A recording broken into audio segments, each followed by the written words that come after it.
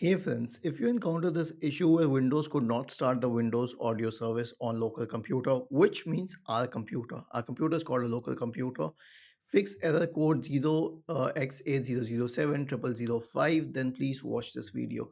Now we will try and fix it. So before anything else, just search for services and open the services window and then scroll down to the Windows audio service, right click on it and then select restart. The next one is to run the audio troubleshooter. Right click on the start button, select settings from the menu, go to the system tab on the list on the left hand side, select troubleshoot, select other troubleshooters, and then click on run corresponding to the audio troubleshooter.